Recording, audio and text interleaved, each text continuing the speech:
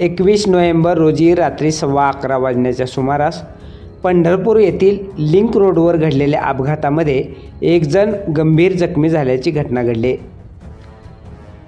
समजलेल्या प्राथमिक माहितीनुसार लिंक रोडवरील देशमुख पंपासमोर असलेल्या गतिरोधकाचा अंदाज न आल्याने भरधाव वेगाने आलेल्या दुचाकीस्वाराची गाडी स्लिप झाल्याने सदर दुचाकीस्वार गंभीर जखमी झालाय। यावेळी या ठिकाणी उपस्थित असलेल्या सामाजिक कार्यकर्त्यांनी ॲम्ब्युलन्ससाठी कॉल करूनही प्रशासनाची सुविधा असलेली तातडीची ॲम्ब्युलन्स सुविधा उपलब्ध झाली नाही।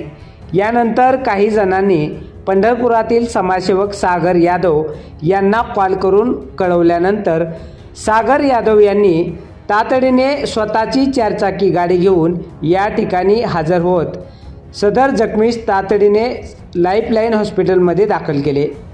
दरम्यान हा अपघात कसा घडला, असे अपघात टाळण्यासाठी प्रशासनाने कोणत्या उपाययोजना करणं गरजेचं आहे, याबाबत समाजसेवक अमर सूर्यवंशी व इतरांनी पुढील प्रमाणे आपली प्रतिक्रिया व्यक्त केली। आता लिंक रोडला एक ॲक्सिडेंट झाला होता, कशा पद्धतीने झाला होता, नेमकं काय झालं होतं? देशमुख पेट्रोल पंपासमोर एक गतिरोधक केला आहे, त्या गतिरोधकावर पांढरे पट्टे वगैरे काहीच नाही, त्यामुळे गतिरोधक दिसत नाहीत। एक टू व्हीलर वाला फुल स्पीडने आला आणि त्या फुल स्पीड म्हणजे स्पीड मध्ये असल्यामुळं त्या गतिरोधक न दिसल्यामुळे त्या गतिरोधकमुळे त्याची गाडी आदराने उडाली आणि त्याच्यामुळे त्याचा अपघात झाला व त्याचा जीव जाण्याचा हे होता। पण त्या रिक्षा वगैरे आता रात्रीची वेळ असल्यामुळे काही ना मिळेल, पण सागर यादव नेमका मोठी गाडी घेऊन आला होता, फोर व्हीलर होती त्याची। त्या सागर यादवच्या गाडीत आम्ही सगळ्यांनी मिळून सगळ्या लोकांनी सहकार्य करून त्या गाडीत बसवून त्याला हॉस्पिटलला पाठवलेला आहे। या रस्त्यावर जे गतिरोधक केले, गतिरोधक करणं चांगलं आहे, त्याच्याबद्दल नाही विषय, पण त्याला हायलायटर लावणे वगैरे हे जे प्रकार आहेत हे जे दुर्लक्ष होत आहे आणि लोकांच्या जीवाशी जे खेळ होत आहे तो थांबला पाहिजे। गाडी उडली आता सुद्धा बघितलं का ती गाडी उडली, दिवसात 3-4 गाड्यांना त्या माणसाला मेंदूला मार लागलाय का? हो, मार लागला। बरं, या रस्त्यावर काय गरज आहे आता सध्या? सध्या हायलायटर लावण्याची गरज आहे, अजिबात हायलायटर नाहीत।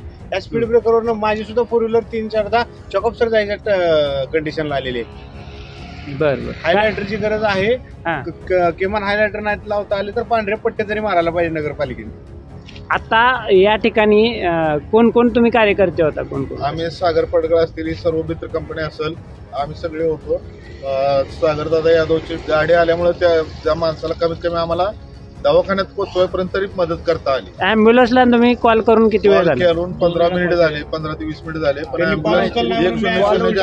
पण कॉल उचलला नाही, वेळेवर गाडी मिळे नाही। रात्री वेळ असल्यामुळे रिक्षा वगैरे पण न मिळण्यामुळे हॉस्पिटलला जाऊन आलो, तिथं हॉस्पिटलला ॲम्ब्युलन्स तिथं रिसेप्शनला कोण नव्हतं, त्यांना बोलवेपर्यंत वगैरे यांचा परत कॉल आला। कुठल्या हॉस्पिटलला गेलो? बरं, हा, त्यांची ॲम्ब्युलन्स तिथं गेलो, रिसेप्शनला कोण नव्हतं, तिथं 5-6 मिनिटं तिथे गेले, एवढ्यात परत तिथून फोन आला, तिथला ड्रायव्हर भेटल्यानंतर तोपर्यंत त्यांचा फोन आला, गाडी आली, त्या पेशंटला घेऊन गेले।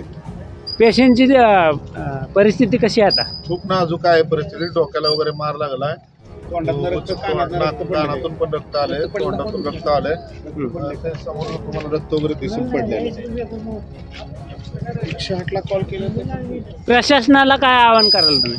प्रशासनाला आम्ही हेच आवाहन करतो की तुम्ही जे आता गतिरोधक केले त्याला तुम्ही ते हायलायटर वगैरे बसवून वेळच्या वेळी गतिरोधकाचा प्रश्न, पण त्या सरगम चौकात जे त्या ब्रिज खाली डबरे खड्डे पडलेत, तिथं सुद्धा हीच परिस्थिती आहे, फक्त कोण पड नाही मर नाही म्हणून ते राहिले। तसं ॲम्ब्युलन्स वेळच्या वेळी आले नाही, त्याच्याबद्दल काय? 108ची ॲम्ब्युलन्स त्वरित 10-15 मिनिटात येईल असं जे सरकार आव्हान सांगतंय, त्याचा दातांतर घोटाळेपणा लगेच आता सुद्धा उघड झालाय।